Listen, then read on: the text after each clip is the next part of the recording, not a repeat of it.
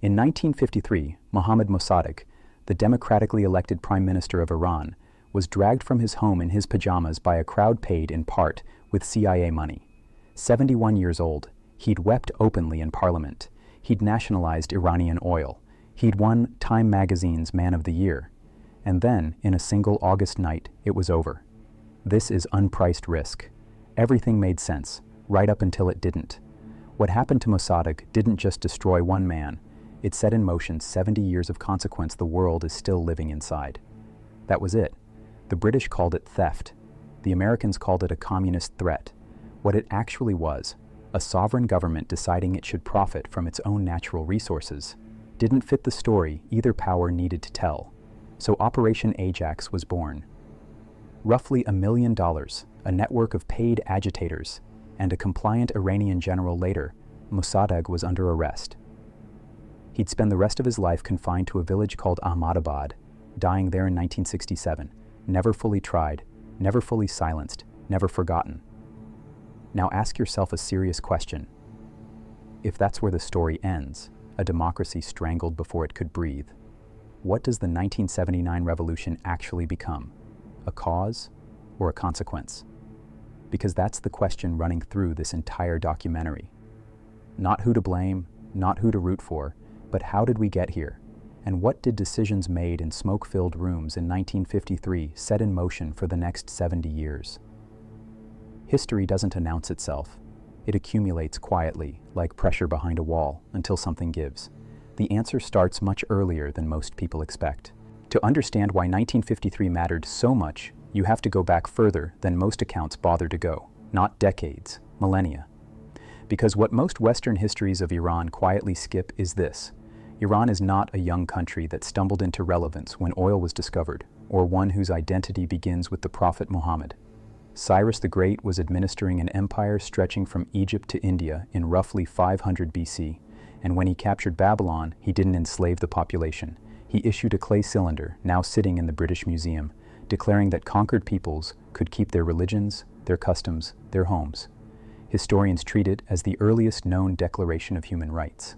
The empire it governed was larger than anything Rome would build for another 5 centuries, and every conqueror who arrived expecting to erase Persia ended up absorbed by it instead. Alexander the Great defeated the Achaemenid army, then started dressing like a Persian king. The Parthians who followed weren't Persian by origin, but they ruled through Persian administrative traditions. Rome never actually conquered Persia. It fought for 300 years and stopped. The pattern isn't military, it's cultural. Like water that doesn't break the stone so much as quietly reshape it. Persia didn't survive by resisting assimilation. It survived by making assimilation run the other way. Then came the Arab conquest of 651 AD, and here's the detail most histories quietly omit. Iranians accepted Islam. They did not accept Arab identity. The distinction sounds subtle. It isn't. Over the following centuries, Iranian scholars, poets, and theologians shaped Islam from the inside, eventually producing Shia Islam, a branch of the faith built around a theology of righteous suffering under illegitimate authority, one that mapped almost perfectly onto Iranian historical memory. That's not coincidence. That's a civilization finding a new language for a very old argument. Iran is not a country that became a civilization. It's a civilization that keeps being forced to become a country. 9 centuries pass. Names change, the faith changes, the borders shift, but the argument stays the same. Who controls this place, and on whose terms? In 1501, a teenage warlord named Shah Ismail Vaerts rode into Tabriz and declared himself ruler of Iran. 14 years old, possibly younger. And within months of taking power, he made a decision that had almost nothing to do with religion and almost everything to do with survival.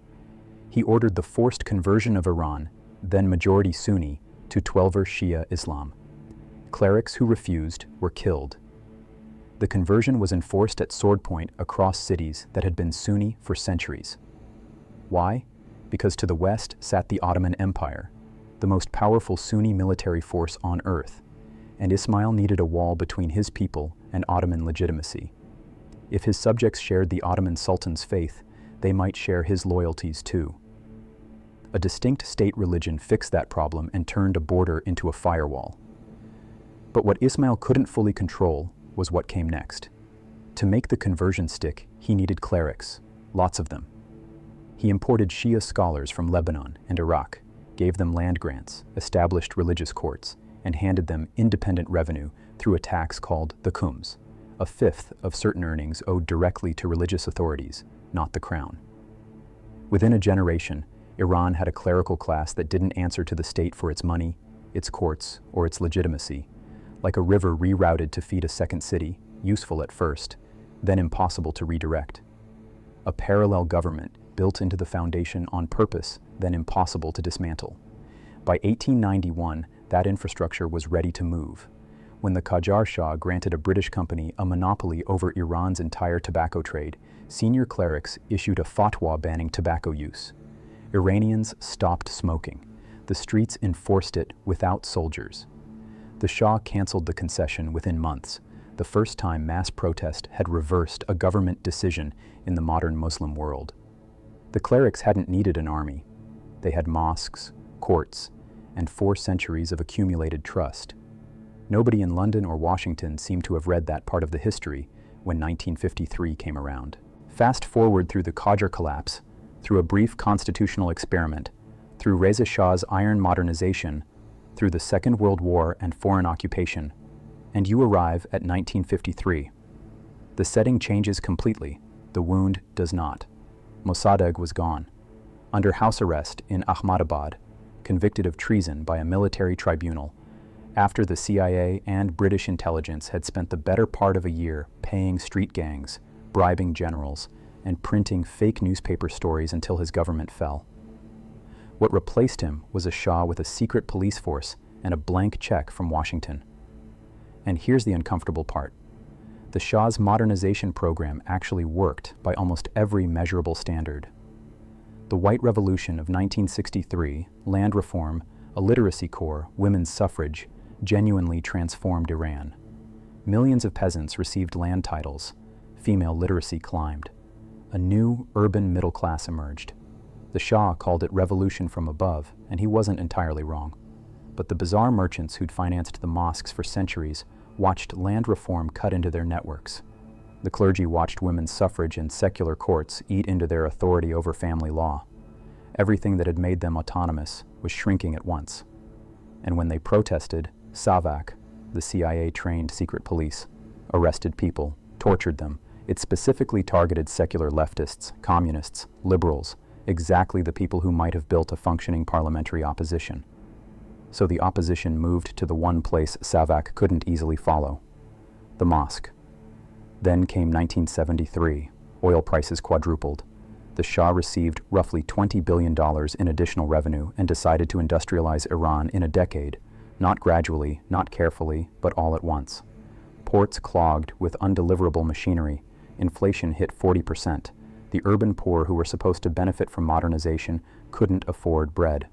By 1979, Iran was majority young, majority literate, majority urban, and had no legal way to vote, protest, or organize.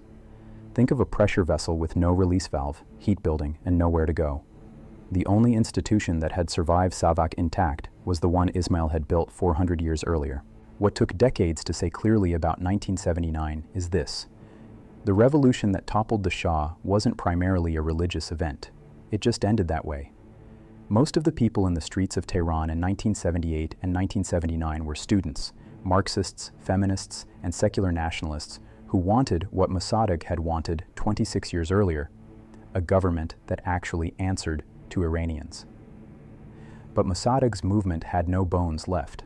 The CIA coup in 1953 hadn't just removed a prime minister, it had decapitated an entire generation of secular political leadership.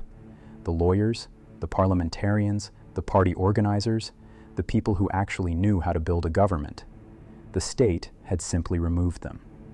By 1979, the secular nationalist tradition Mosaddegh represented existed as memory, not organization. There was nothing left to inherit. Khomeini, meanwhile, had something nobody else had, 400 years of it. The Shia clerical network, the same one that embedded itself inside the Safavid state in 1501, that had outlasted every dynasty since, had spent centuries building parallel infrastructure, seminaries, funding channels, neighborhood-level trust. When the Shah's secret police came for secular organizers, the mosque absorbed the survivors. Like old debt that compounds while nobody's watching, it had simply kept accumulating. And by the time the revolution arrived, the clergy didn't need to seize power. They were already the only functioning civic structure left standing. And Khomeini had said, publicly, that he would step back. The revolutionaries believed him. And whether that was naivety or simply the absence of any other option is a question historians still don't agree on. What happened next wasn't betrayal in the conspiratorial sense. It was a constitutional maneuver. His concept of velayat-e-faqih, the idea that a supreme Islamic jurist should hold final authority over the state, wasn't in the original revolutionary program. It was inserted into the constitution after the Shah fell, in a referendum held before most Iranians had actually read the document. 78 days between revolution and vote. The Islamic Republic isn't the pure expression of Iranian culture. It's a 400-year-old clerical institution that used a modern revolution as its vehicle, the same way it used the Safavid state 5 centuries before. What nobody in London or Washington priced, not in 1953, not in 1979, was the institution itself. 30 years pass fast when you're watching from outside. Inside Iran, every year since 1979 has been felt at street level, in wages, in queues, in the slow widening gap between what the revolution promised and what it actually delivered. By 2009, that gap had a face. Millions of Iranians in green scarves flooded Tehran's streets after a disputed presidential election. The largest protests the Islamic Republic had ever seen. The government crushed them. Arrests, beatings, show trials. The movement died in public and went underground in private. Then 2019, fuel prices doubled overnight. Protests erupted across more than 100 cities, and security forces killed at least 1,500 people in 10 days, a number the government tried to bury, and journalists spent years recovering. Then 2022, a 22-year-old Kurdish Iranian woman named Mahsa Amini died in morality police custody. She'd been detained for wearing her hijab incorrectly. She had a brother with her when they took her. What followed wasn't exactly a protest. It was a generation announcing itself, women burning headscarves in 133 cities. Each wave larger than the last, each suppression more brutal, each round leaving the system holding a little more weight it cannot put down. Which is, if you're keeping count, exactly the pattern the Qajar Shah faced in 1891. The numbers underneath this aren't complicated. 60% of Iran's population is under 35. Inflation has exceeded 40% for 5 consecutive years. The rial has lost roughly 90% of its value since 2018. The same demographic pressure that brought down the Shah, except now the mosque is the establishment, not the refuge. The Revolutionary Guards control the nuclear program justifies their budget, and their budget underwrites a business empire spanning construction, telecoms, and smuggling. It's less a government than an ecosystem, every part of it feeding every other part, which means no single leader can dismantle it without dismantling himself. The logic holds the system together precisely because no one person built it alone, and underneath all of it, the guards, the clerics, the sanctions, the inflation, is something older and considerably harder to move. The country that Cyrus built to outlast its conquerors, that Ismail converted to outlast the Ottomans, that Mosaddegh tried to modernize and was destroyed for trying, is still there, patient in the way that only a civilization that has already survived everything can afford to be. The Islamic Republic is 47 years old. The civilization underneath it is 2,500. Whether that civilization eventually reclaims itself from the institution sitting on top of it, or whether the institution proves more durable than the pattern suggests, is probably the only question about Iran that actually matters right now, and nobody knows the answer. Thanks for watching Unpriced Risk. See you soon.